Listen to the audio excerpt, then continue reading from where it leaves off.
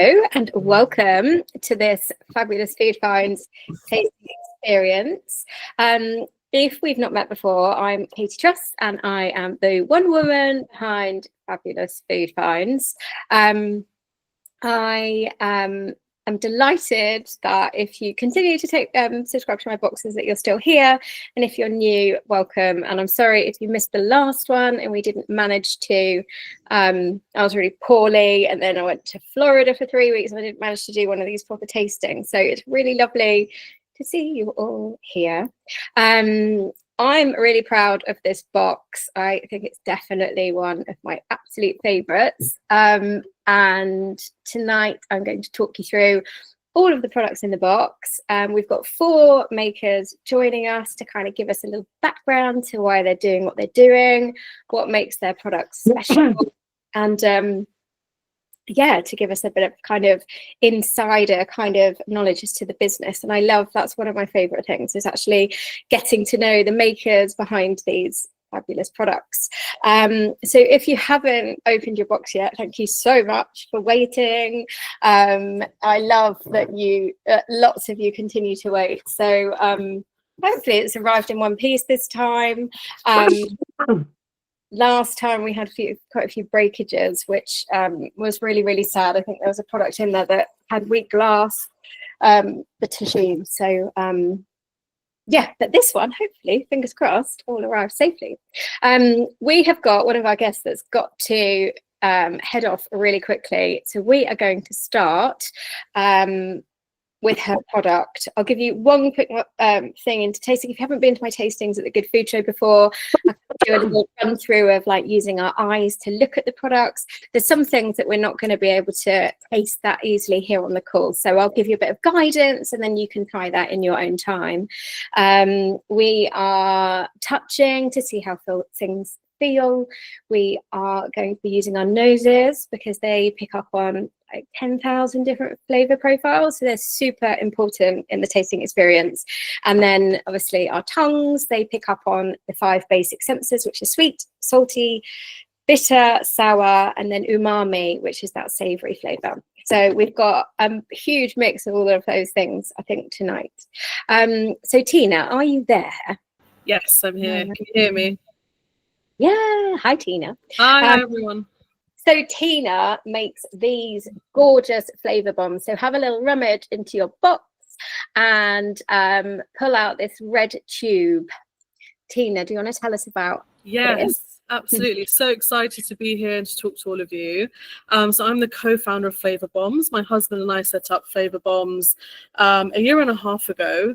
And really, we're on a mission to revolutionize scratch cooking. So we're bringing flavors from all over the world easily to your kitchens. We sort of affectionately call this sort of a bath bomb for your saucepan. All you have to do with all of our Flavour Bombs is just pop one of the Flavour Bombs into your pan with water and your meat or veggies of choice, and it makes either a consommé, a broth, a sauce-based dish for you. So what you have in your lovely packages is a seafood boil. So this is a Cajun garlic sauce that is glorious with seafood as it's traditionally had. All you have to do is add one, which feeds 2 to 3 people, to your pan with water and butter, and then your shellfish or your seafood of choice. And within sort of 20-25 minutes, you'll have a delicious sauce-based dish ready made, and without having to add all the 25 different herbs and spices, onions, garlic, Cajun, Old Bay that goes into it. So all of the Flavour Bombs we have are traditionally quite time consuming to make, or they require a plethora of ingredients that might not always be easily accessible. For those that aren't seafood lovers, it's absolutely fine. It doesn't contain any seafood, or if you're allergic, you can have this with chicken. It can be used with pasta. So it's very versatile. There's also a QR code on the back that takes you to the website where we have other recipes that you can use as well. But if you do have any questions, feel free to ask. I'm happy to answer anything. Got any questions? I can't see my screen, like everyone on here, very well. I'm going to have that. Let's see this dynamic. Oh, there we go. Let's see everyone. doesn't sound like we've got questions here, but the reason why I chose the seafood boil, I don't know if I told you this, but when I was over in Florida, it was something I had like at Disney World at this lovely boathouse, and I had this gorgeous like tray with the sweet corn, like the corn on the cob, potatoes, lovely juicy prawns, and the like French andouille sausage. So you can put like chorizo in there as well, can't you? For Exactly. Yeah. prawns and things. And yeah, I don't know if you've seen, if you follow Barney Des Mazzari from Good Food magazine, the editor there, but he cooked up a big seafood boil in the kitchens, Good Food kitchens, the other day. So I don't know if that's coming to the magazine soon or what really, but we're on trend, I think. Yeah, exactly. And So go on. I was going to say, this was the original Flavour Bomb as well, right? It's the first one that we ever made, and I went to the US for work in 2015, and I tried it for the first time, and I absolutely fell in love with it. And I would come home and make it, and it would, again, I have to source some of the ingredients from the US every time I went there. But I just wanted to make it super easy for everyone to kind of enjoy at home.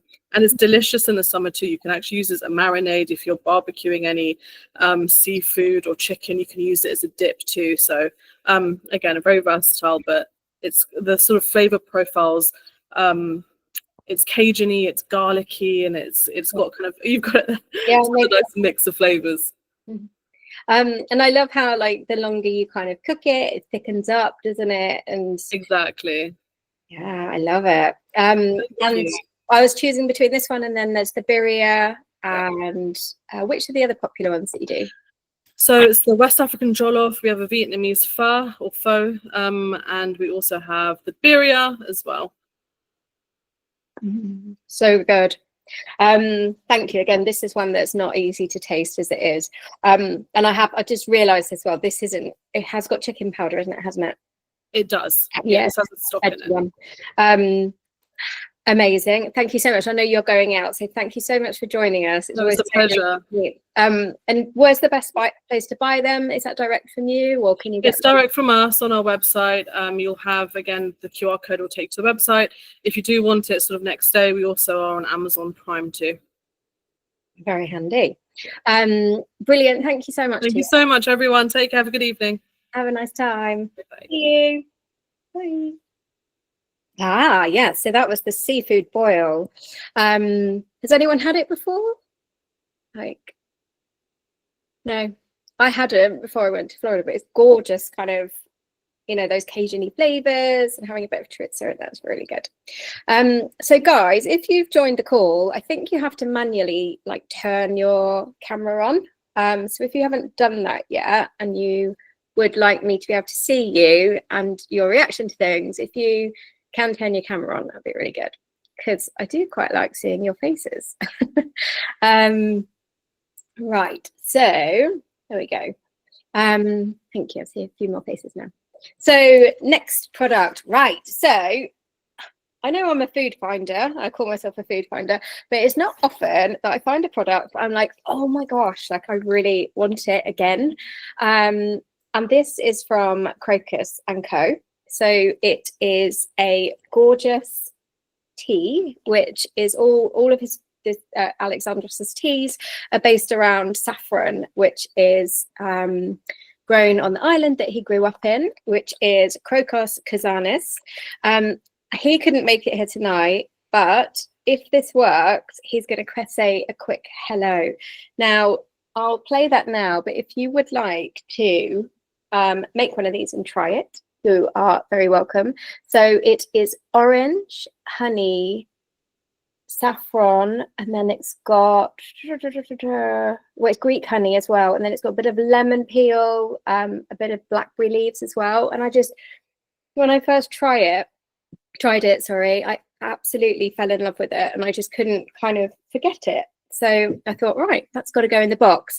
So just so you know, this bag, it does say 28 bags, but because that would cost too much money, he lovelily created a bag with the 7 in it so that we could put it in the box basically. So he packed it just for us, and he's put a little discount code on here.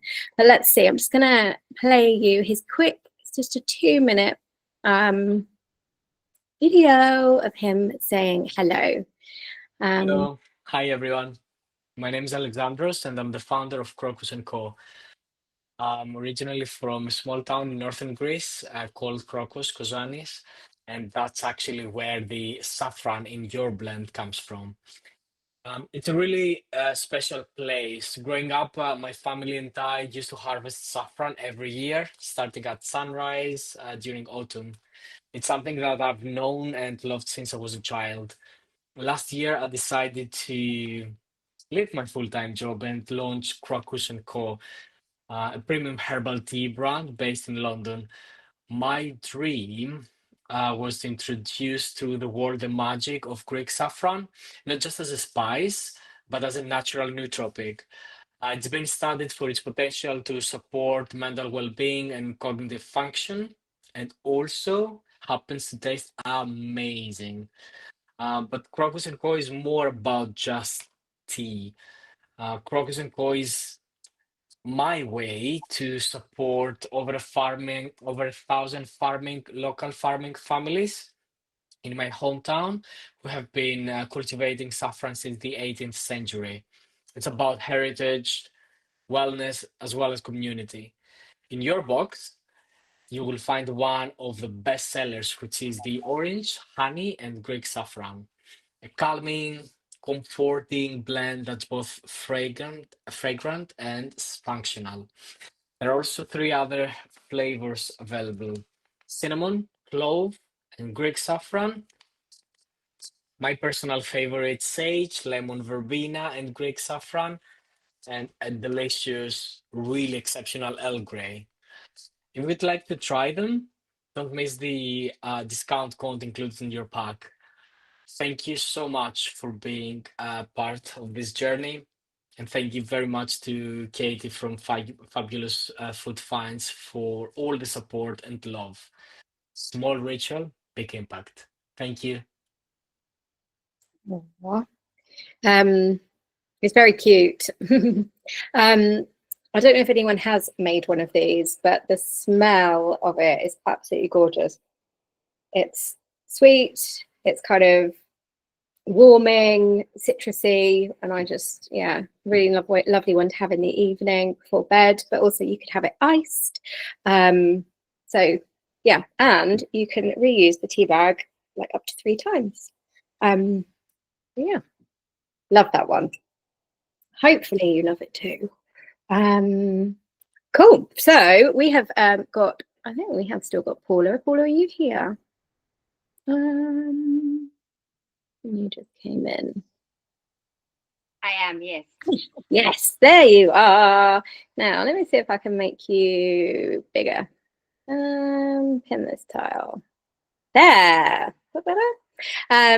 Oh, where did I? Hang on a second. My Google Meet is all changed, so I'm struggling to find out where everything is. But hello. So guys, I want you to rummage into your box and pull out this Virgin Bloody Mary bottle, which is made by Paula. So Paula, do you want to tell us a bit about you and a bit about Marty's and this drink while everyone's getting theirs out? Absolutely. Thank you so much for having me. Thanks for coming. So thank you everyone for taking the time to rummage to find Marty's Virgin Bloody Mary. So Marty's is actually the name of my brother and the co-founder of this business. It's a homage to the fact that when he was a little boy at about 8, he used to start our holidays every year by making a fabulous tomato cocktail to signify the beginning of our family holidays. And so for me and my family, it means going away, having a nice time, and it's quite a treat, and it's an occasional drink. But we realized, I grew up in South Africa, and there was nothing like it on the market. There was nothing that didn't have either preservatives or E-numbers or sugar. It was just, the stuff on the market was terrible. So we decided to make something. We started by pressing tomatoes in our garage, in our mom's garage, with a apple hopper, because you don't make tomato pressing equipment. And it was a crazy fun adventure. And eventually we created came up with this product. We've only got 5 ingredients in it, which we're very proud of. It's just a little bit of apple juice with some tomato juice, apple cider vinegar with the mother, salt and spices. So it's incredibly clean, incredibly good for you. My 5-year-old, who has grown up on it, it's his favorite drink, but it might not be the same thing for everyone, but we intentionally made it without the alcohol because we kind of felt it was better. I think a lot of people see a Bloody Mary and think you have to add vodka, and we're not saying you can't. We're open to all options, but we also wanted you to have a mindful option that if you didn't feel like having the alcohol, if you weren't drinking for that particular drink that night, or if you weren't drinking that week, or if you weren't drinking that month, or if you just walk alcohol completely, you'd have an option that was balanced. All the flavor profiles were there. You had a little bit of savory, a little bit of sweet, a little bit of bitter, a bit of tart on your tongue. It was an adult considered a drink. It's a foodie's drink. It's got more of a savory forward flavor. And ironically, it also, we did a bit of research into this.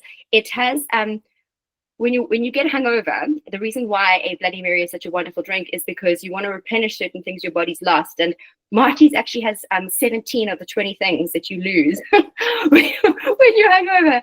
So, as a hangover cure, it is incredibly effective, but it also means it's a refreshing drink, something that you can have and feel really confident you're having something good for you, but that's also kind of considered. And that's Marty's. We do produce this one actually in the UK. We use regional and local ingredients. We don't use UK tomatoes because I need them to be a little bit sweeter and a little bit more sun. So we get them from Spain or Egypt. But all our apple products are UK based. We've got organic apple cider vinegar, sulfur free with the mother. And our apple juice is also from a lovely soil association, UK apples. So we've thought about it, made sure that we have a very localized product, and we hope you enjoy it as much as we do. Should we have a taste? Has anyone tried it yet? Who likes Bloody Mary? It needs a good shake. And ideally, you should probably put it in the fridge for a little while. It doesn't matter, but what the fridge does is it allows you to, when you have a first taste, it's quite a flavor bomb. So, yeah. And this is the spicy version, isn't it? So you do a milder one as well, right? A mild and a spicy, only because everybody's spice kind of requirements are different. The spicy is not ridiculously spicy, but if you're really adverse to spice, we've got the mild, which is about 25% less spice, just so you have an option. It also gives you that gap. So if you are a big fan of like an elaborate version or Bloody Mary, you can add like olive brine, a bit of kimchi, a tomato sandwich, a falafel. I've seen the most insane garnishes, like literally a meal on top of your Bloody Mary. If you feel like doing that, you can add all of the pieces to it. The mild actually has won a Great Taste Award. We've actually won quite a few awards, but the mild has won a Great Taste Award because it's quite nice and balanced. The spicy has got a bit more of a kick. But as I say, it's each to his own, and I think it depends on what time of day you're drinking. If you're feeling a bit more spicy that time, then you can go spicy or mild. Perfect. What do we think of this, guys? Thumbs up? So anyone that I can see? Or is anyone not converted to Bloody Mary? Lisa, what do you think? Oh, I can't hear you. Sorry, I've not tried it. I want to save it and have it tomorrow. Fair enough. I don't blame you. Really good. I just also wanted to mention that so we've given you all a bottle because we've obviously got some lovely bottles, but we have just produced in the last couple of weeks our cans, which we're very proud of. So I just wanted to show you, if you see them on the shelf, that's what they will look like in can. The version you have is exactly the same. This is just a slightly easier transportable version. Well, I was saying earlier, the last box I did, we had some breakages, like a significant amount. So when we first spoke, actually, I was like, is it glass or can? But we have like some of the last glass, don't we? But the cans are coming through, which is so much easier, isn't it, to transport and yeah. So how would we, if anyone wants to stock up, is it best to kind of come to you direct, or where's the best place to buy it? So we're available at the moment. You can buy us in sort of slightly more bigger quantities on Amazon. We are available from our own website, which is drinkmartys.com. We will be available on Ocado from July. Ah, that's exciting. Very exciting. So if you're wanting to buy sort of smaller quantities, obviously with Ocado you can buy 1 or 2 units, whereas with Amazon you'll buy much bigger quantities. So if you just need like 1 or 2 in the fridge, Ocado will be your probably best bet. And then we are going to be distributed into quite a lot of independents in and around London and in and around the whole of UK. We're just slowly bringing out the cans and giving them to all our distributors. So watch out for us in your local independent. But if you are desperate for a Marty's, and this sounds silly, but I know a lot of people who were like, I'm not sure about tomato juice, and they have ours, they love it. And then 2 days later, I get a message going, I'm craving that umami flavor. Where do I get my fix? So it'll maybe creep up on you. You might like be like, oh, I'm not sure. And then 2 days later, you'll be like, oh, Yeah. we'll be on Ocado anytime to come to get. Amazing. And then hopefully we're talking about getting you to the Good Food Show as well, because a lot of the guys here are sort of Good Food Show regulars as well. So yeah, we'll get you there one day as well. We'd love to see you in person. That would be great. And actually love to hear your thoughts. Brilliant. Thank you so much, Paula. It's so good to get that introduction to Marty's. And yeah. Thank you everyone for hearing my story. I really appreciate it. Thank you. Does anyone have any questions before we go? No. Cool. Thank you. Lovely. Thanks, Paula. Bye. See you. Perfect. Just seeing who's here. What do you think of that, Julia?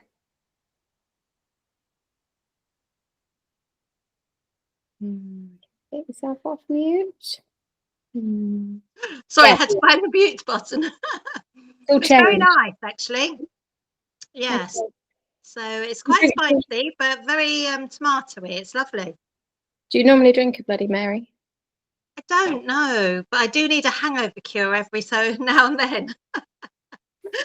So this one might be it the might one. be my go-to thing. Cool.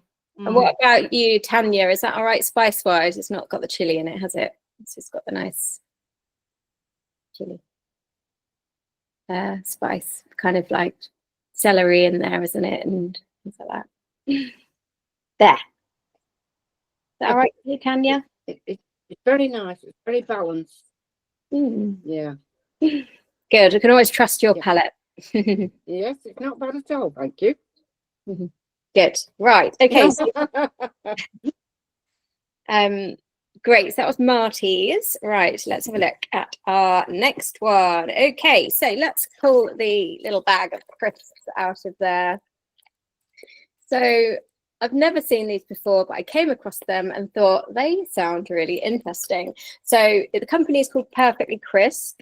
Up until about a year ago, they were known as Perfectly Vegan, but realised that actually they've kind of taken themselves down a cul-de-sac of just attracting vegans. So Perfectly Crisp, and these are cracking curls, and they are Chinese curry sauce flavour. So the kind of curry sauce that you'll get in a like in a chip shop, you get that Chinese curry sauce. So open those up if you'd like, or if you want to save them, obviously you can. So they're like a lentil-based curl. Like they've got lentil, potato.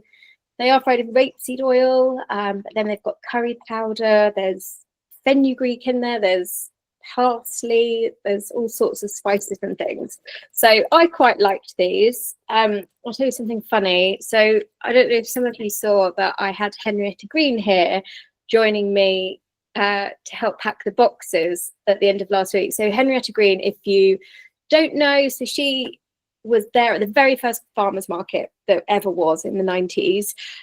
She turned Borough Market from like a trade market into the consumer market that it is today.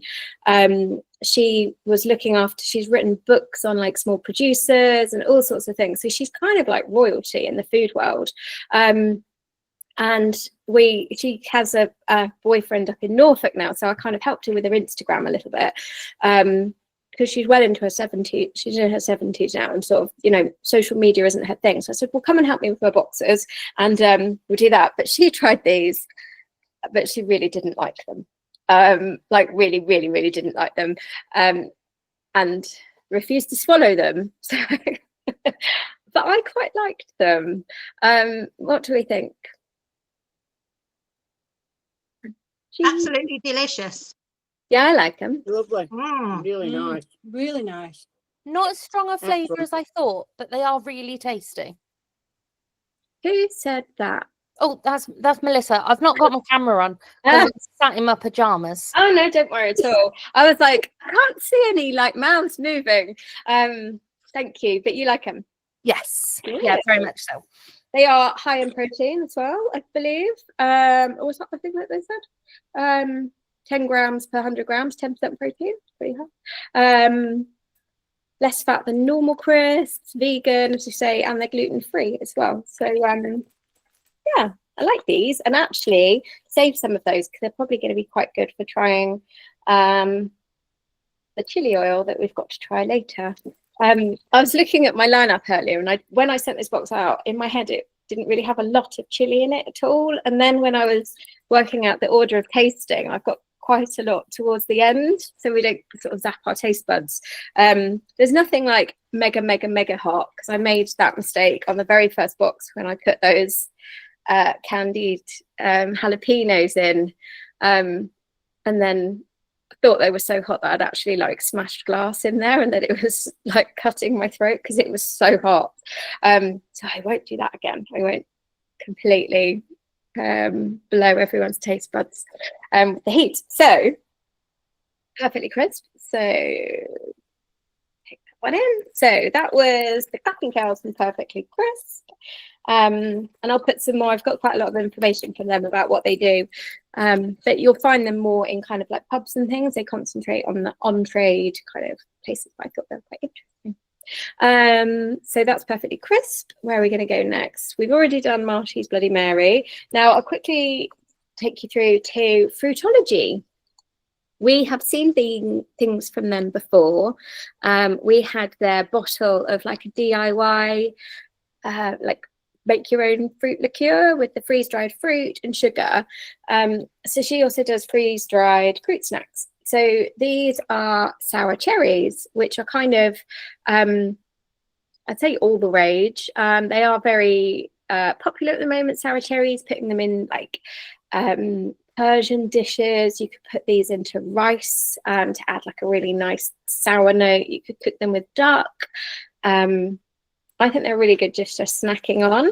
So they are properly freeze-dried. So freeze-drying is pretty trendy at the moment. You could float these into cocktails. You could actually kind of infuse them with your own booze if you wanted to. Put them into cakes because they'll kind of rehydrate a little bit. And you can actually rehydrate them by putting them into water. I think they're lovely. And they've got that sourness, that tartness. I think they're pretty fun. And Michelle from Fruitology is, you know, she's always enthusiastic, like getting her product out there, and it's a small young business, so I love supporting her where I can. So my challenge to the bakers out there, I mean, you could put these into meringues, which would work quite well. And before they're rehydrated, you could kind of whiz them up and make a powder. Anyone else got any ideas? What would you do with them? Liz, you're a baker. I think I just eat them. They're really nice. Yeah, I suppose I eat a lot of like cereals with like yogurt and stuff, and they'd be a really nice addition to that as well. That's not very creative. Put them in granola. Yeah, be really nice. Thing is, well, maybe that's a good thing about me, because I'm not like super adventurous, but I like trying things, kind of letting the actual ingredients shine and kind of keeping things simple. That's probably just me being greedy and lazy. So yeah, no, that's a good idea. You can put them into flapjacks, maybe, that kind of thing as well, like granola flapjack. So that was Fruitology. Right. Now I'm going to take about this. How cool is this? You have got a Dubai chocolate bar. Now, obviously, they're kind of lots of places now, like corner shops and everything, but they're not all created equal. So if you haven't tried a Dubai chocolate bar or Dubai style chocolate bar, it started by this lady in Dubai who filled a chocolate bar with this kind of fried shredded phyllo kind of thing. It's called all sorts of different things in different countries, but it's like kanafe, or can't even think of other names, but it's basically like crispy shredded wheat almost, phyllo-y type thing, and that's fried, and then that's put into a pistachio cream, and then that's put inside a chocolate bar. And the chocolate in this is by it's Calabo, which is really their milk chocolate. It's like super creamy, really caramelly. This isn't like bean to bar chocolate. This is like indulgent kind of comfort chocolate eating. So what I should do is probably open this up and break it. I forgot to put one in a box, and my children absolutely love this, and Henrietta Green loved this as well. So I haven't got loads left, so I'm not going to open it up. But I'd love to know if you haven't tried a Dubai chocolate before, what you think of this pistachio-y, creamy, chocolatey, a little bit crunchy. Oh, I like that. It's a bit soft. I can see they're intact, right? So this was my other worry, was were they going to arrive intact? Nice. Sweet. Too sweet. Lisa likes it. Oh, I can see now. You're with your mum. Sorry, you both got the camera on. Oh. I think it stops you talking for a while. It's so chunky, isn't it? It's like, It is. Yeah, never seen anything like it. do you like it? I couldn't eat much of it, Mm. but a small amount is quite tasty. Yeah. I mean, it could probably take a bit more pistachio flavour. I think that's the thing, like pistachio is so kind of on trend at the moment. Like there's one of, I don't know if you've seen the Marks and Spencer's Big Daddy bars, but they launched a new pistachio one, but everyone's kind of like, oh, it doesn't really taste pistachio-y enough. But yeah, I like this one. And it's by a company called Selected Gourmet. It's not made in the UK, it's in the Netherlands, and they are just coming over to the UK, so they're kind of really keen to get the product out, get some feedback. So I'd love it in the Facebook group, or if you want to give any feedback on email, I'm sure they'll be really happy. And it'll probably be over here soon, like their whole big range of chocolates as well. I just think it's like this chocolate. I don't know if anyone remembers, well, you probably hopefully do if you had the box before, but the brownie bar chocolate bar, the brownie filled chocolate bar, it's very similar. I think it's the same chocolate. It's definitely the same brand that they kind of buy in and kind of like these beans and then melt down and then fill it with the pistachio. It is my favorite chocolate. Cool. So I should do, when I do a recording of it, I might break it open, because if you look at it on like TikTok and things, you've got people that snap it open and all the pistachio kind of oozes out. Woo. Nice. Cool. So that's your pistachio Dubai style chocolate bar. How are we doing for time? We're on 7:30. We're doing pretty good, aren't we? Okay, so let me see if my next guest has arrived. A note taker has arrived, but not her. This is okay. Cool. So I'm going to go on to lumberjacks. You don't have to say it like that.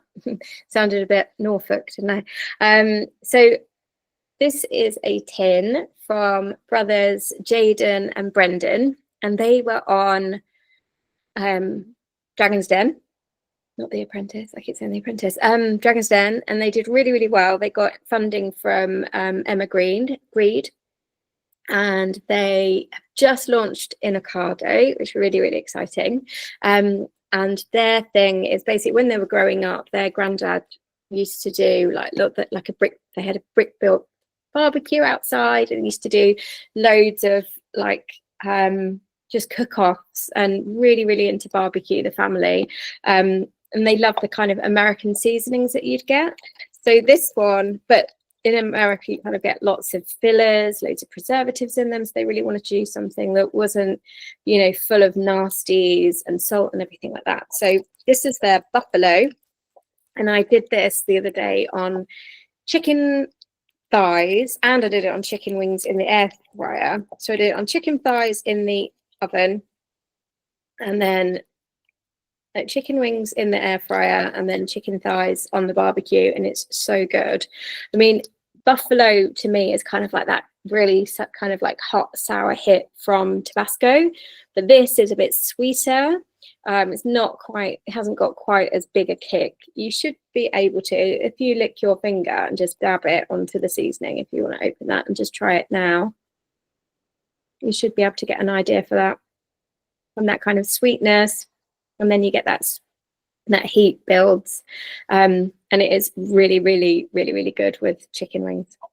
They also do one, let me just tell you, sorry. So this has got buttermilk powder in it, which gives it that kind of creaminess, the butteriness that you get from a buffalo, like buffalo sauce or buffalo seasoning.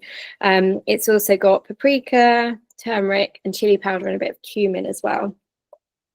But yeah, I really love this one. Anyone? I don't know if anyone saw it's hard to taste it like this, isn't it? But I would love your feedback when you've tried this and gone back to it. I went into my local butcher's the other day. Someone want to say something? Lisa? You're taking yourself off mute. Were you going to say something? I was just going to say, if you did it on chicken wings, would you just put that on the chicken wings? Yeah. Yeah. Like you just rub it on, and then it kind of like any moisture in the kind of meat will kind of absorb it, and they just come up really sticky, really crispy in the air fryer as well. They were so good. I had a big thumbs up from Jamie on these. What else can I tell you about them? They're going to go into Aldi in a couple of weeks, not with these seasonings, but with like they do like a mango sauce and a barbecue sauce as well.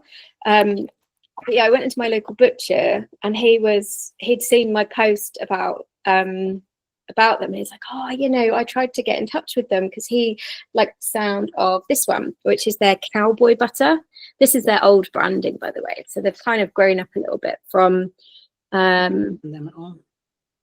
it's kind of gone a little bit more kind of like simplified, a bit bolder and brighter. But the cowboy butter was the one that the butcher was really interested in. It's got buttermilk powder in there, which kind of gives it that kind of butteriness. Garlic, paprika, mustard powder, parsley, thyme, chives, chili flakes, and cracked black pepper. And you can mix that in with mayonnaise. You can make like potato salad with it. Oh, have you done that? Have you mixed it in with mayo? Yeah. Delicious. Ooh. Did you try that at the show as well? Yeah. Oh, that's a good idea. And it's too hot for Mum as powder, but she's really enjoying it. She's eating it off the spoon. Ooh. Just mixed with that. We've got about half a teaspoon in a big, massive heat teaspoon of that, and it's lovely. Brilliant. And you met the boys. Did you see the boys at the show? Yeah. I've got some of the original ones that they did, those old tins as well. We bought some there, but we haven't opened them yet, so we've just tried it now. Yeah, they're really, really good. Gone. That put in a chicken, put like a normal chicken burger or with chicken nuggets, just to get that buffalo flavor. If you put that in with mayo, you've got that kind of like hot and spicy flavor. They say put it on popcorn, put it with cauliflower. What else did I put it on? I did a bit of experimenting. I put it on some chickpeas the other day, and then put it in the air fryer to kind of make crispy, crunchy, like chickpeas. But I quite liked them, but Jamie my partner wasn't a mega fan. So worth a try, because you might like it. But yeah, I think they're really good. And as I say, they made a potato salad with it, because sometimes I make potato salad and I'm like, oh, do I just do the same thing again? I don't think I've nailed a potato salad recipe yet, but putting that in with the mayo and then some onion and the cooked potatoes could be a really good one. And yeah, watch the space, because they're like really brilliant young brothers. Like one of them's got 5 kids. I think he had his first at like 16. He's the did I call him Ginger? Like the one with the red hair, basically, and the big orange beard. He's the one who's got like 5 kids. I'm like, how are you that age? Like, he must be like, I don't think he's 30 yet. And they just like really enthusiastic, like love barbecue, love food. They do all this live fire cooking. So follow them on Instagram or TikTok, your social media of choice, and you'll like have loads of recipe ideas. And they've been going sort of like about 4 years, but I love how enthusiastic they are. They're super excited about everything that they're kind of doing. And just, I'm really, you know, it's lovely to support people at the beginning when they're kind of growing.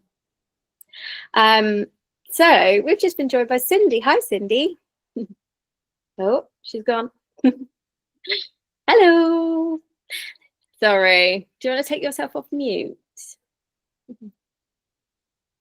I think everything, the settings have changed on Google Meet. I couldn't find where the unmute button was. Yeah. There we go.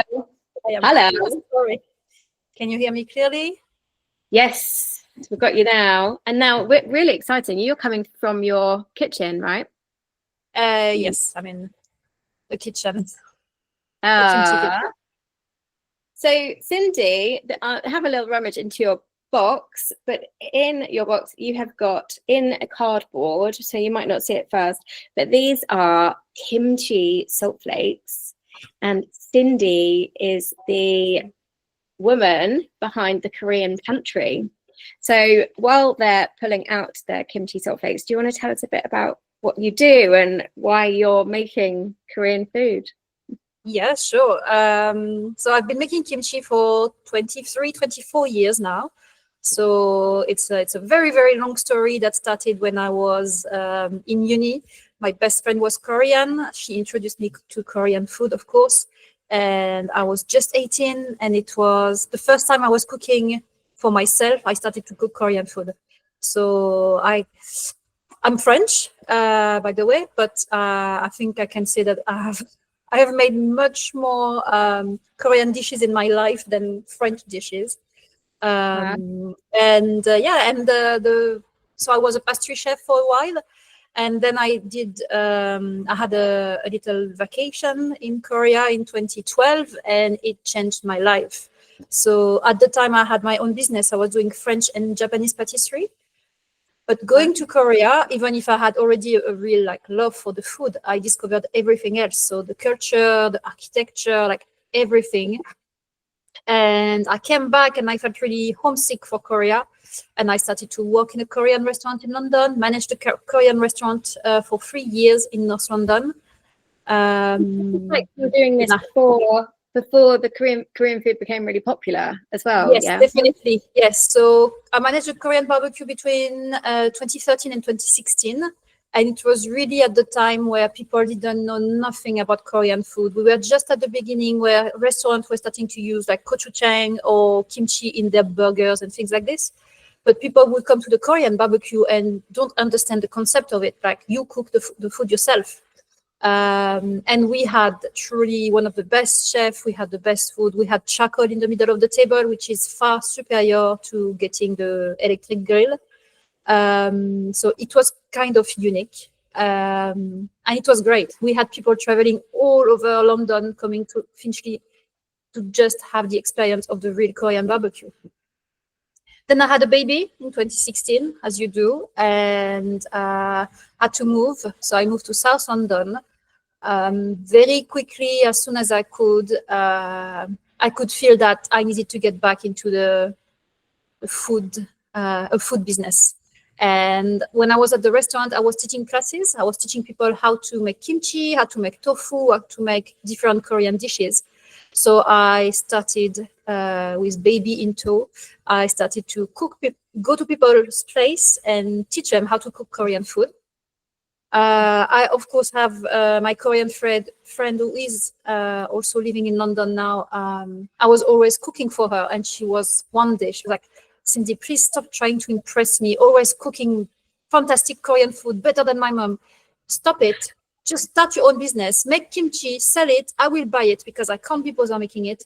But let other people know. So I looked into it and I started to send kimchi all over the UK to a few selected people to see how it was traveling. So that was back in 2019. And doing a few tweaks. And then I launched the Korean Pantry officially in October 2019, just before the pandemic. So it was a tricky time, but also an interesting time because everyone was stuck at home. Everyone wanted to, try new food, new taste, even cook new things, exciting things. So I did a lot of cooking class online and things like this. And lots of people were ordering on the website. All the Asian stores, they didn't have at the time a delivery service available, but that's all I had. I didn't have a shop. I only had delivery. So I was lucky enough to be in a few nice post online, article online on newspaper and stuff. And then the orders started coming. So yes, it all started with the kimchi. So if for anyone that doesn't know what kind of kimchi is, so what is kimchi? Really? Still people don't know? No, there's a lot of people actually. So kimchi is fermented vegetable. The one you will mostly find is the Chinese cabbage or kimchi cabbage. But kimchi, there's over 200 types of kimchi when you are in Korea. You can make kimchi with any kind of veg, with lots of fruits as well, and even with seafood. So there's a very, very wide variety. It's fermented vegetable, so we salt the vegetables. When they are salted enough, they are rinsed, and then we're bringing a sauce made of rice flour, glutinous rice flour, and then garlic, ginger, chili, then some fresh veg like spring onion, carrots as well, and radish. So you leave it to ferment for a few days at room temperature, and then it goes in the fridge. And it reaches maturity after about 2 to 3 weeks. That's where it's at its peak in terms of probiotics, so the good bacteria. And then it keeps for months and months and months. The thing is, it evolves. So at the beginning, it's really crisp, sharp. It's a bit like horseradish or mustard. It's really, really sharp. It gets in your nose. But as it ferments, it mellows down, and it's more funky. And when it's too fermented for you to eat raw, you can cook it. So it's fantastic if you want to stir fry this with a bit of oil, and then you're bringing some old rice or a pack of udon noodles, and stir fry everything together, and you've got a really quick meal, and it's really nutritious. No, I love that. I have, I eat kimchi, but I don't think, I didn't realize you could have so many different varieties. I didn't realize you could make it with fruit. So you can have.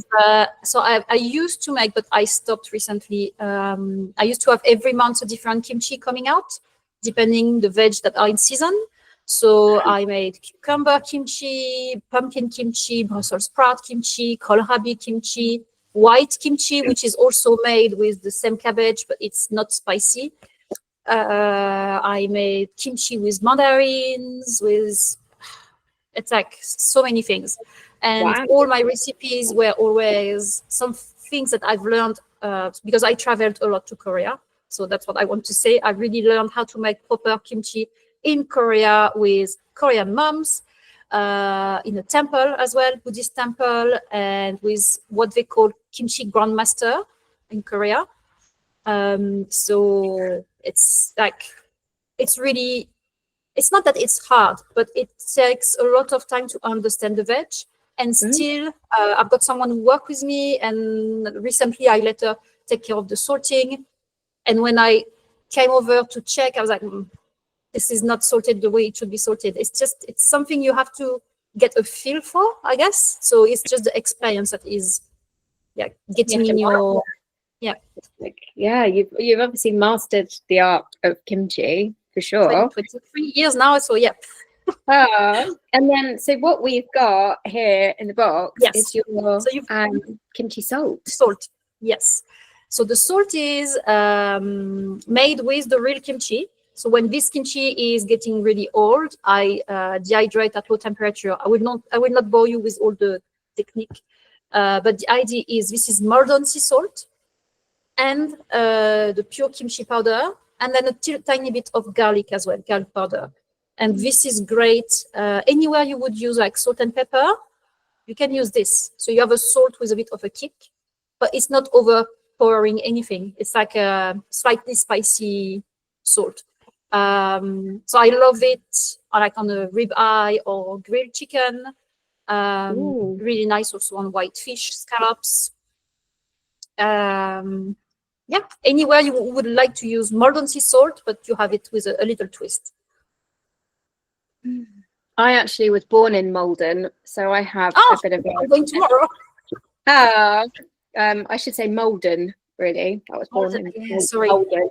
No, just the Essex. Like I don't say it anymore, Malden. But yeah, it's there. Yeah. And Julia, you're not far from Malden, are you, down Essex? Yeah, it's just down the road from us, 10, 15 minutes. Ask them if I could come and visit the factory because I use their product in my project, and they said no, you can't. So yeah. Do you know if I can go somewhere and have a view of the fields with the salt, or am I dreaming? You can certainly go down to Malden and see the sea. Sort of. As for the salt pans, I'm not 100% sure. I'm going down at the weekend, so I'll let you know. Well, Helen, I don't suppose you know whether you can see that. We have a salt producer with us here. Hi. Helen salt in the Isle of Man. It's a very secretive production method. Mine is completely different to Malden. So I make sea salt in big polytunnels during the summer season. So it's kind of recreating the Mediterranean salt flats, basically. So we pump big amounts of filtered seawater into these huge polytunnels, and it evaporates naturally.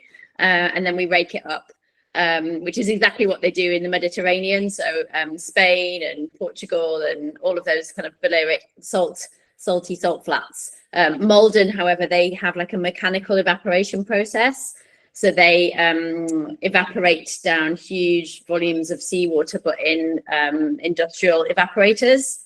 And then that brine goes into... It's not like they say on their website, because in the email they told me, check our website, we have enough pictures showing the process. So I did go and check the website and said, hand harvested. I was like, oh. Yeah, well, the hand harvested bit comes from because once the brine is reduced, it goes into huge, they are called salt pans, they're evaporation pans, but big, kind of huge kind of pans, basically, yes, which are heated from above and from below. My dream of seeing the fields of salt is crushed. No, unfortunately, we are way too far north, for that to happen naturally. You go to Camargue and you can see the salt. You can really see it. I mean, you can't access it, of course, but you can see it. There's points of view on it. Sorry to ruin your dream. Just quickly, I just want to tell you that I've got also two other little ones. I don't know if you can see them. So one is the kimchi seaweed flakes. So again, kimchi inside, and then it's like furikake. So it's a mix of black and white sesame seeds and two types of seaweed. So that's really nice. Actually, I love this one on scallops, like butter scallops or white fish or rice, noodles. And then the last one is actually the first one that I made, which is the kimchi chili flakes, really high percentage of the kimchi. And then this is fantastic on everything. Stir fry veg, mixed with mayo, mix in butter to make like a compound butter, popcorn, crisps, fries, anything.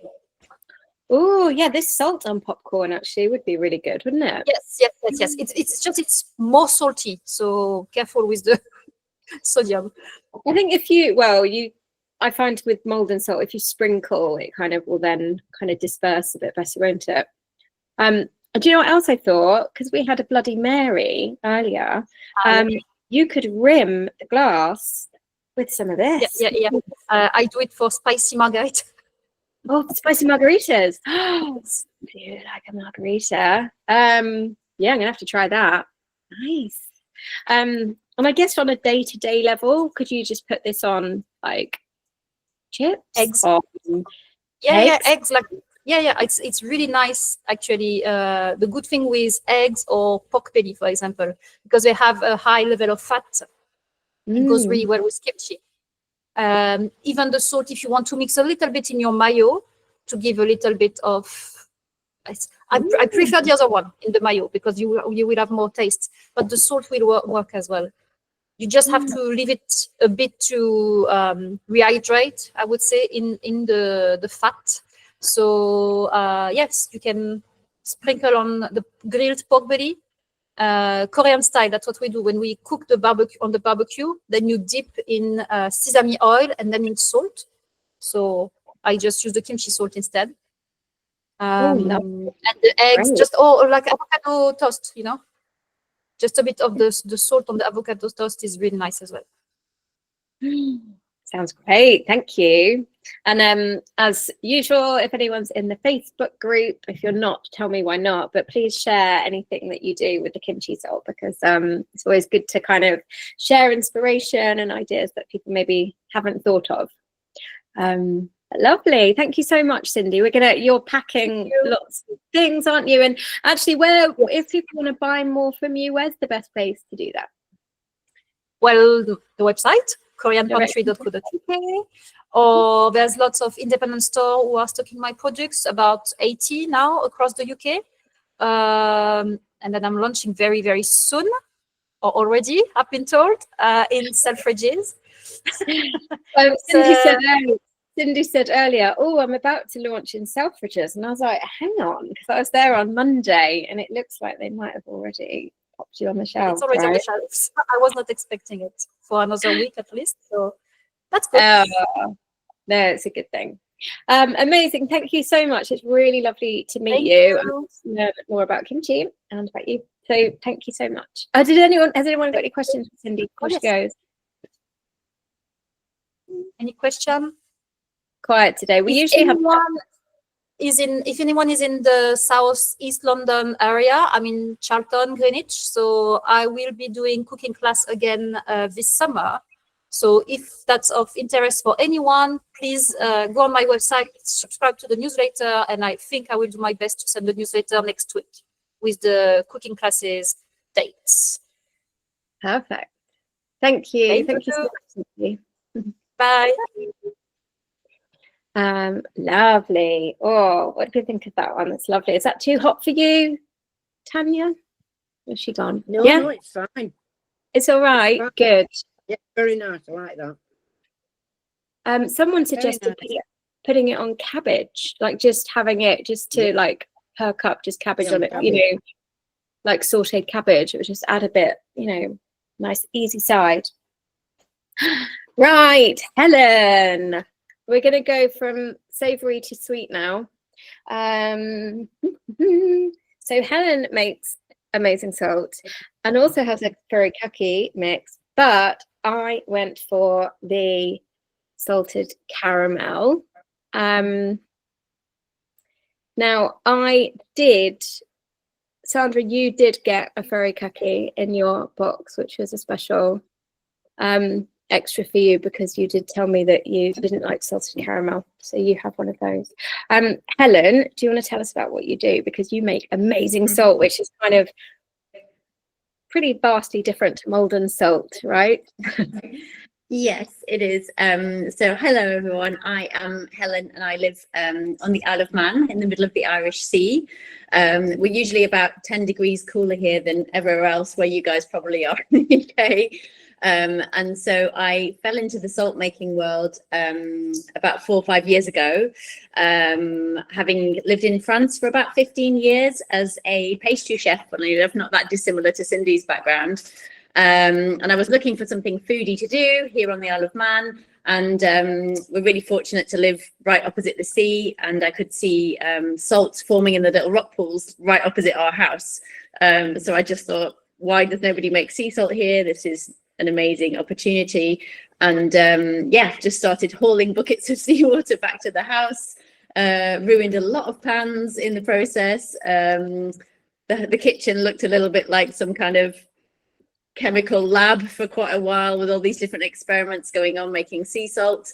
And then I kind of found a natural way to produce it. So rather than boiling vast amounts of water down using lots of electricity and gas, just replicating the process that they do in the Mediterranean, but in big polytunnels, like I said earlier. So yeah, so that's how we do it here. So we make small batches every kind of spring, summer comes around, we kind of rake up all the salt that we've got in the polytunnels and just keep refilling it every 4 to 6 weeks between March and September time.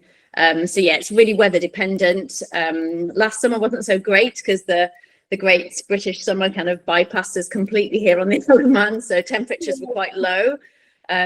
This summer we've already made kind of 4 or 5 times the amount of salt that we made in the whole of last year. So yeah, we're having a bumper season here this year because it's been so warm, which is really good. So yeah, so in order to make our salt harvest go a bit further, we branched out. I say we, it's basically me, my husband Mike, who does the accounts for me, and the kids that stick labels on jars at the moment. But yeah, we are hoping to grow in the next year or two. So yeah, we started branching out, making different blends to make the salt go a little bit further because we have a limited production, obviously. So our initial salt is obviously the pure kind of sea salt that we have, just the salt flakes. So it's completely naturally evaporated. So it does retain a little bit of the moisture. We don't use any drying agents. It's literally just raked up, then left to dry on racks before we pop it in the jars. And how just to expect to sort of give an idea of how are they sort of like quite flaky, like quite crumbly? Yeah, it depends on the evaporation rates that we get in the tunnel. So it can happen really quickly. You can be staring at brine literally for days and days and days and days, and there's no crystals forming. And then literally once it reaches a certain salinity level, the crystals start to form. So we try and rake them out of the brine before they get too big and rock salt like. But it is more, so we get a real mix. We get some finer flakes. We occasionally get those amazing pyramid style flakes that you get in really flaky fine sea salt. But then it's kind of more like smaller crystals, our salt. So it's a real mix of all of that. So yes, it's absolutely amazing, sprinkled on your steaks and salads and grilled vegetables in the same way as you would Malden, really. You know, it's just like a crumbly finishing salt. Yeah. And you said you kind of wanted to extend that by making other things. So the one that we've got in the box is that sort of thing, which now it makes sense why it's so good. If you were a pastry chef before, that caramel's so good. Yes, so it was drummed into me by a chef from Normandy, actually, the recipe that you only actually needed 4 ingredients to make a salted caramel. A lot of like the mass-produced ones that you see on the market have lots of extra additives and things to kind of make it a certain consistent, but we've just stuck to that Brittany recipe, which is just using the local butter and cream here from the Isle of Man, sugar and the sea salt, and that's literally it. So it's a dry caramel mix, and then we add in the butter and the sugar, which pasteurizes the mix, and then the sea salt at the end as their finishing touch. Yeah, so we've I love hearing about how people are using it. A lot of iced coffee action happening, I think, out there. People love kind of like drizzling it on the top of an iced coffee or putting it in a shaker, or just like using it in ice creams, desserts, pancakes, straight out the jar like Katie's demonstrating right now. Yeah, honestly, I have not tried this and haven't anything interesting with it at all. I'm literally just jar. So I'm kind of worried about people's salted caramel intake now, because people are just like eating them. But yeah, so it's really good, and it makes a great gift. Like we sell a lot of it around Christmas time. I actually entered it into the Great Taste Awards last year. I'd never done that before because we're obviously like a really new venture. But yeah, we were really chuffed to get like a 2-star award for it last year, which was really good. And I think it's also like credit to the dairy that we have here on the Isle of Man. You know, it's like small pastures and breeds of cows and things, and it's such a rich butter and cream that we get from them. It's kind of like Jersey like almost. So it's just so rich and full of goodness, because they graze outdoor on pasture pretty much 300 days a year. So it's really, yeah, they do get a lot of outdoor life the herds here. So it's really good quality ingredients. You can definitely taste it. What do you think, guys? Thumbs up to that? That is delicious. I think I could be like you, Katie, and keep it to myself. Thank you. But yeah, so it's ice cream or sorbet or something like that drizzled on the top. Yes. Drizzle that on. Yeah. People make I've been making those the little viral peanut butter dates. I don't know if any of you have made them. So yeah, you get a date, you stuff some peanut butter inside and then dip it in dark chocolate. So I just put a little drizzle of the caramel on as well and a sprinkle of salt. Actually, sometimes a sprinkle of the chili salt that I make as well, because that gives it a bit of a nice hit. And you pop those in the freezer and eat them straight out the freezer. It's like eating a frozen Snickers bar. It's amazing. Yum. So go on, tell us. You said about the chili salt, but you've also, what are the other ones? Yes. So I've got a chili salt that I make. This is actually kind of our current bestseller. This one at the moment is our super seasoning. So this is like your steak barbecue best friend. So it's a mix of the sea salt with some garlic, some black and green crushed peppercorns for a bit of warmth and heat, and a tiny bit of chili flakes as well. So that goes really well on anything. People love to put it on, like I say, grilled meat and vegetables, but also scrambled eggs, brunchy dishes, things like that to kind of liven them up a bit. So that's definitely our best one at the moment. This is our furikake mix as well. So yeah, I was kind of inspired by the seaweed that we have here on the Isle of Man. There isn't, unfortunately, a seaweed producer here yet, so I used some Irish nori seaweed flakes in this one. And again, that's got a little bit of a kick to it. So it's a mix of your black and white sesame seeds, some smoked chili flakes, and the sea salt and the seaweed, obviously. So that's a great, like, all-round seasoning. People put it on grilled fish, vegetables, the top of noodles. Again, brunchy things, avocado on toast with a teaspoon of that over the top is really, really delicious. It's just a really good, like, if you like that umami taste of the sea, it's not overpowering the seaweed, but it gives a really nice different flavor. Yum. Yeah, I love that one. I actually tried a bit of caramel with that. Yes. Have you tried that together? Have you tried it, Helen, together? Not yet, not since you said that actually, but I will. You know, when you're limited to your desk, you've got like things to combine, you know, that whole laziness and greediness. It's a good combination. It's quite, it is. I'd go back for more anyway. So hopefully, well, you are going to be at the Good Food Show Winter for the first time, aren't you? Yes, I'm so excited. Yeah. So lots of the people here, like Liz's husband, usually trades at the show, and most of you here usually come along to the shows, which is so nice, and come to the tastings and things as well. So yeah, we see some familiar faces. That would be lovely. Yeah, it'd be really nice to kind of meet some people there, and yeah, I'm really excited. Yeah. And if people do want to buy from you, is it best to kind of get that direct from you, or is there a better route? So at the moment, like I say, we're kind of really just starting to grow the business now. Up until quite recently, I only sold in the Isle of Man, so we just stocked all the local farm shops and delis here. And then in the autumn of last year, I got some products onto Deli. I don't know if any of you know the website Deli. So they now stock a couple of our lines. We don't quite have the volumes to sell on our own website yet, so we're just trying to stock all the places that we can, so we don't sell directly yet. But we are going to soon be stocked in some bigger kind of deli shops in the UK. One of them also beginning with an S, I believe. It might be happening soon. So yes, so that's so that's very exciting. I saw quite a few people on the shelves in Selfridges, and I was snapping here and there. I can't remember if I saw yours or not. But I think ours are going to be launching from September. So yeah, from September you'll be able to find them in Selfridges. Yeah, that's cool. Really exciting. Yes. Oh, well, thank you so much for joining us. That's all right, guys. Yeah, you had a covered in like Country Living magazine, weren't you? I had like an article. Yes.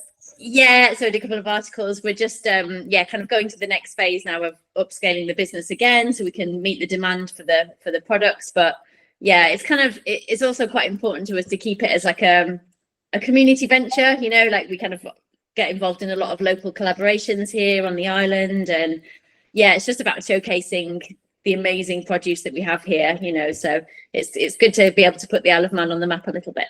So yeah.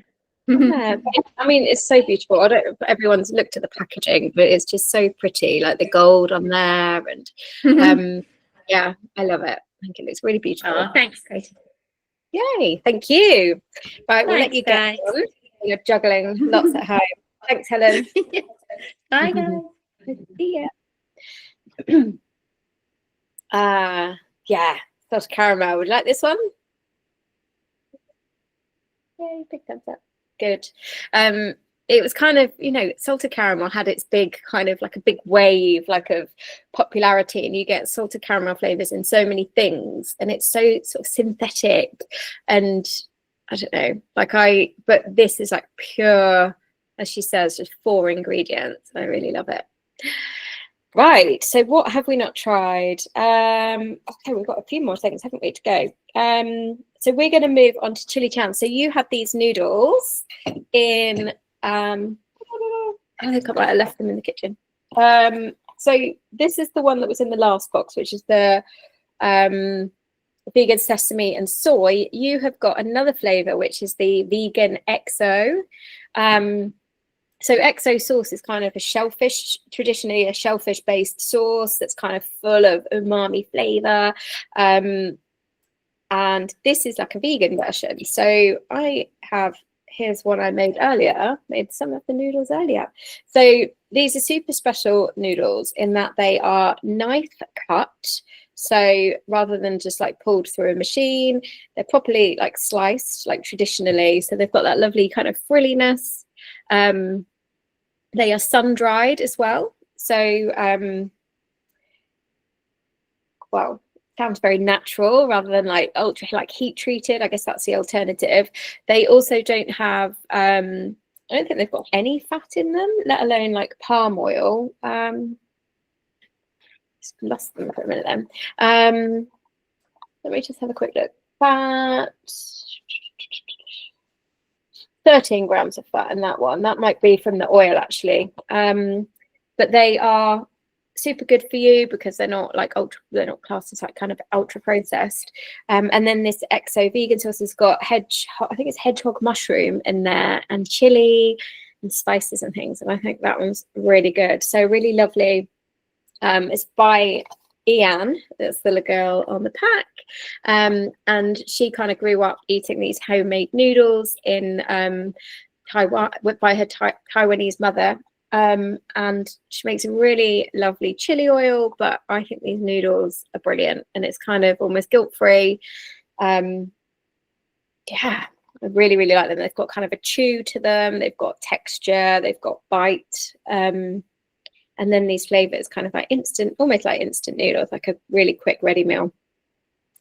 Yes, so keep looking out for those. I think I spotted those in Selfridges as well. Not that we all shop in Selfridges all the time, but for a small business, it's really brilliant to be able to be on those shelves. I know Liz's husband, when we saw the Black Bear honey, like I know the sparkling tea, he's talking to hopefully them to get in, right? Fingers crossed. Yeah, fingers crossed. Yeah. Someone spoke to me. I was at the Norfolk show yesterday, and a company up here mentioned Black Bear Honey Company, and I was like, oh, so Crush Foods is getting Crush, or are they... yeah, Stephen at Crush, yeah. And it was like, oh, I know him. Well, I said to Stephen, "Oh, you should talk to Katie about them," when they approached him, because I know that's your sort of stomping ground. But yeah, it's really exciting at the moment. We're getting lots of different interests, so yeah, that's good. Yeah, I love watching the businesses grow, and it's always really lovely to kind of introduce people to products like at the beginning, like Bold Bean Company. You know, I've got them in my local Morrison's now. Like they have grown immensely. You know, at the beginning, it was kind of like this huge jar that I remember buying, and I'm like, oh my gosh, like I can't post it because it's going to cost me £1 million to post because this huge jar.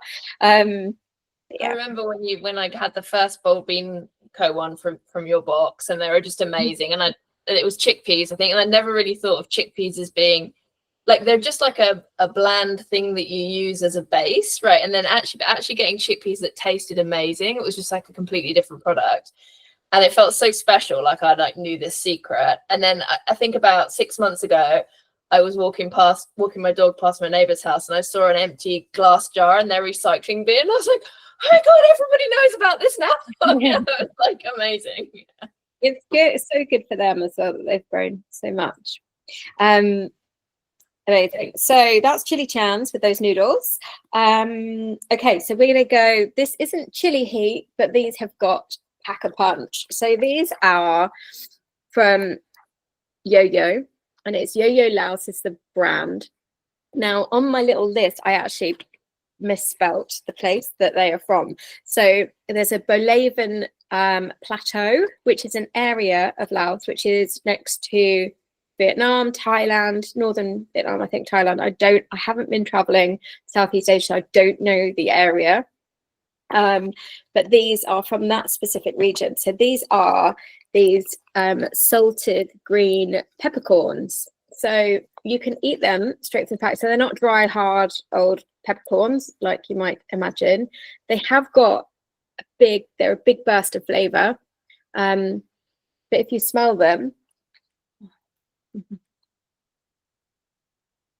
they are floral, they're kind of citrusy, and they're kind of like juicy and all things, kind of this burst of flavor. I'm gonna catch my throat. They're not easy to eat like this, actually. I have a squeaking cat near me. It's okay when I haven't got a microphone in my face and I'm coughing. So this company, Yo-Yo Laos, bring over gorgeous Lao products.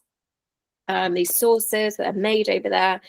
And these are the peppercorns that I just think are an incredible kind of. I started making some notes from some judging notes earlier, so I can remind myself. Have a look, what do they say? So, tasting notes, you might be getting a grassiness, you've got pine, floral, citrusy, and then it's got like a long warming heat, and that does kind of come across.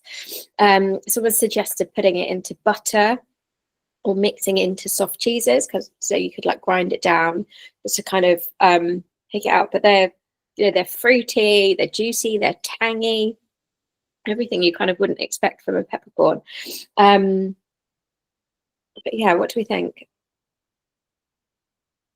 Don't know about eating them. Jason, what do you reckon?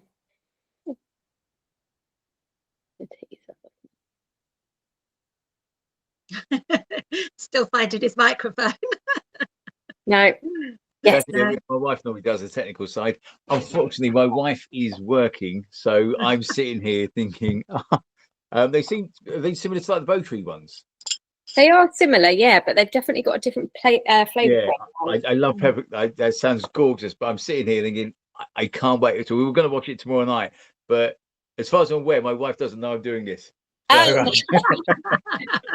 oh, thanks for coming. But I thought, yeah, I'm going to have a sort of pre-look just to see what's going on. So you can't open anything. No, I haven't opened anything yet. No. That lumberjacks, we did try all the flavors because we went to the show and we've got the whole pack, and I've tried it with prawns and things, and it's absolutely gorgeous. Oh, yeah. So yeah, I'll let you know how we get on with these, but they do all look very nice. Thank you. Oh, no worries. Julia, did you try them? I did, yes. And I had the same reaction to you. I started coughing a bit. But they're intense flavour. They're lovely. And one of the things they said, put them in gin and tonic at the bottom. I can see that being quite good. But also maybe in some curries or some barbecue type things, or to pep up a salad. Yeah, you could kind of just like grind them down. Yeah. Like if you wanted like a peppercorn sauce, like for steak, Yeah. like even without like the cream, just putting that with butter, Yes. I think would be amazing. I'm using some of this seafood boiled sauce to kind of calm the calm the palate down. yeah. I should probably go for the saffron tea. Actually, that'll probably work a bit better. Ooh. Amazing. Yeah, I'm really interested to know what you might do with those. My partner's out tonight. I normally have my children being looked after, but I've just seen them. I've spoken upstairs. I've seen one out in the garden. I'm like, what does she have to do? I let him go fishing instead. So yeah, so that's those, and I'm really interested in what people might make with them, because I grind them up into like a spice paste and just any kind of Southeast Asian kind of cookery. Yeah. Right, so one more, a chili oil. I can't resist this. I get so many chili oils sent to me, and each of them have got so many different kind of like, flavor profiles, different heat levels. This one is different. So this is Yokchan's chili oil, and that is Michael Priya's mum, who is Yokchan. So his parents, one is Chinese, so that's his mum, and I think she might have some sort of Malaysian kind of blood in her, and then his dad is from Sri Lanka, so you've got kind of curry spices in this one as well. It's not a crispy chili oil, so where you've got kind of crispy chili oils that you've had before, maybe with like big sort of like crispy flakes and things, this one, I'll make sure I don't put my caramel spoon into this one. So this one's got kind of like it's like smaller kind of pieces, so kind of if you mix it up, it does disperse really, really well, so it's a bit easier to kind of distribute. The heat level, well, I don't know if Tanya's going to be able to manage with this one, but maybe you could put it with a bit of mayo, but have a smell as well, and you can smell those kind of curry spices. Have a little taste of that one. So I'll tell you what else is in there. That one's got, so there's a bit of lemon in there, shallots. It's a sunflower oil base as well, so a bit different to the normal rapeseed. You've got garlic, you've got some salt, and then they've kept their spices secret. But I love that blend. So they say she's been making her chili oil at home, Chinese, Malaysian, and Sri Lankan cuisines. They say to put it on cheese on toast, on eggs, salad, and pasta, or to pep up sauces, noodles, and curries. So if you just wanted to add like a bit of heat, I don't want to cough again, but I do like this one. What should I put this on? Mac and cheese. If you have like a boring mac and cheese, which was the children's leftovers, it's perfect to try with that, just to give it like a little extra kick. You can fry eggs in it. It's got, as I said, it's not crispy. It's really lovely, kind of like deep umami flavor from those chilies and spices. Anyone tried this? Any comments on that, Julia? Yeah, it's nice. I'm not a big chili fan, but No. this is nice enough for my taste buds, really. It's got a bit of a kick with not being too hot. It does build though, doesn't it? I bet that's while you're talking, it's building. It builds. So I think this would be good again for like a barbecue or some salads or something like that. And as you say, sort of in a curry. Yeah, and to put it onto rice. Yeah. Goes quite nice with the snacky bits as well. Brilliant. And the guy Michael, who basically it's his mum is Yokchan and then his dad's got the spices, so he's thinking about bringing like some spice blends and things and other products, but they're kind of they won a quality food award last year, which was really brilliant. But they are like super small, making it all at home, kind of in there. I think in their sort of, they've got like a garage kind of unit. But yeah, another one to support that with those noodles would be brilliant. But yeah, this is building. It's a tingling. So yeah, I think that is everything. I haven't left anything out, have I? No, but what do we think? A good box? Good mix?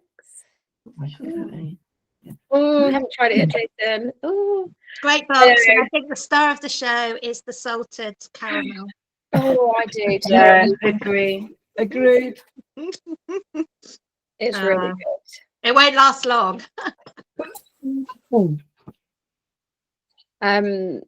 Yeah, no, I really like that one too. Yeah, let's smash it. Just some different things, hopefully. And I've been. What do we think of the tea? Because for me, that was like, I don't know. Well, I suppose not if you haven't managed to try it, but I hope you do enjoy it, because I have had some really lovely moments to kind of like remember that gorgeous kind of like honey orangey smell. I just really loved it. So hopefully, I don't know, I haven't built it up in my head too much that I was like, oh, that sounded amazing. But it's got 2 Great Taste Awards, which obviously a team of judges also thought it was really good. So hopefully I'm really intrigued by those Flavour Bombs. They look like so different. It's kind of really new, isn't it? Yeah. Like different.